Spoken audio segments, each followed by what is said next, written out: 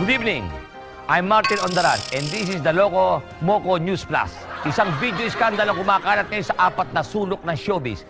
Di umano, ang involved sa iskandalo isang nagngangalang Dr. Haydin at Katrina habang kumakanta sa loob ng kwarto. Narito po ang kanilang video.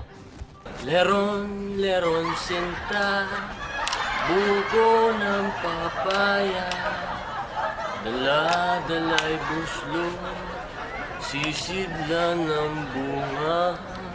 Pagdating sa dulo, nabali ang sanga, kapus kapalaran, humanap ng iba. Teka, gawin natin yung version ko. Leron ng sinta, buko ng papaya, dala-dala'y Napanood po natin sa telebisyon ang video scandal ni Dr. Haydin po at napag-alaman din na nag-public apology siya at ginawa niya yun sa hinaharap o sa harap mismo ni Katrina. Hala-hala. At ang namamagitan naman sa kanilang dalawa ay si Dr. Vicky Belat. Narito ang recording ng apology ni Haydin po.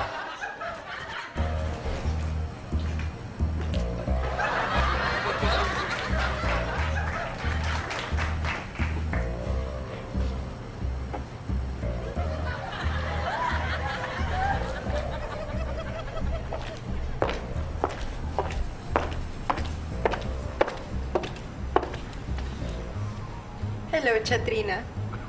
Hi, Haydin. Haydin. Ipinagharap ko kayo hindi para mag-away, kung hindi para magkabati.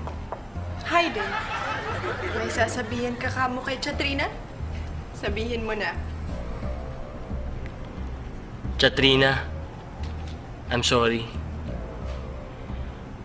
I'm never gonna dance again. My guilty feet, I got no rhythm. Though it's easy to pretend, I know you're not a fool. Isa ka pa ng demonyo. Akala ko kaibigan kita. Anong masasabi mo sa dati mong kaibigan, Haydin?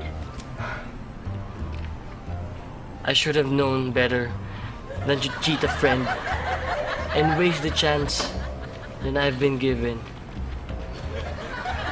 Ikaw, Katrina, pag niyaya ka ulit ni Haydin mag-party, sasama ka pa ba? No, I'll never gonna be dance again. The way I dance with you.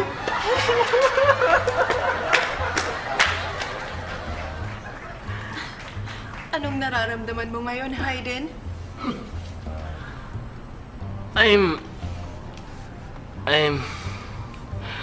Maybe it's better this way.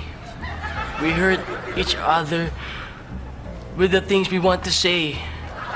We could have been so good together. We could have danced this dance together. But now, who's gonna dance with me? Shh. I will dance with you. At iyan po ang unreleased video ng unang apology ni Haydin po. Dito nyo unang napanood. Ako si Martin Ondaran para sa Loco Moco News Plus.